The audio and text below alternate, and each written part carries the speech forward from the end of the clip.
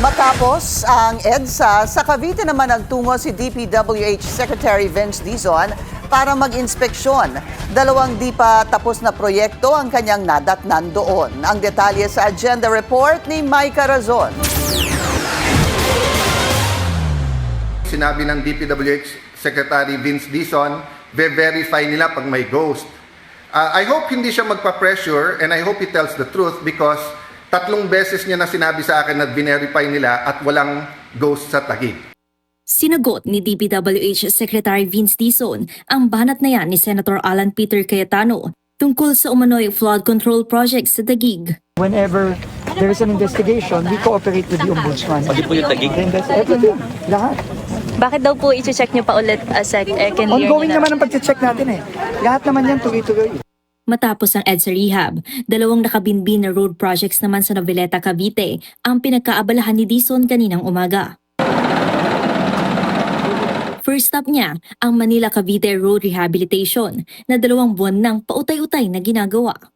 Merong mga tinamaan na linya o may mga nag-leak na linya ang Maynilad. No, kaya hindi naman pwedeng i-repair ng DPWH kasi hindi naman kami ang magay ba namin kung ano yung paano aayusin niya. Ito nga, dahil naman sa medyo kapabayaan din po ng ating mga contractors, ay naiiwan naman po na lubak-lubak yung kalsada natin. So yun po yung naging repercussion, yung sobrang traffic naman. What should have been 10 minutes became 1 hour. Hindi, totoo po yun. Dito rin nasabon ng kalihim ang district engineer ng Cavite.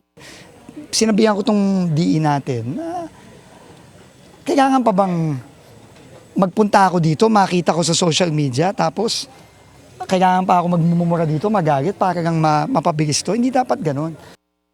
Sunod na ininspeksyon ni Dizon ang 6 na taon nang nakatiwangwang na Novilex. Mag-common sense tayo dito ng konti.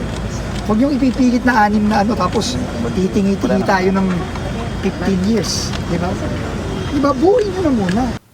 Issue raw sa right-of-way at funding ang dahilan kung bakit putol pa rin ang kahabaan ng Novilex na malaking tulong sana sa mabigat na trapiko sa Cavite. Once this road is built, we'll have a proper highway going to the airport sa Sangli po. Yes. And what if we can construct Sangli in a way na ma-decongestion natin ang air traffic sa Manila, much better for the country as well and for tourism. Ang laki ng economic impact nito. Hindi lang sa Cavite po. Ayon kay Dizon, pansamantalang gagawin munang 2 lanes ang 6 lanes na kalsada para mapadali ang pagbubukas nito. Para sa agenda, Mike Razon, Billionaire News Channel. Mag-follow sa aming mga social media accounts at mag-subscribe sa aming YouTube channel para sa pinakahuli at eksklusibong mga balita.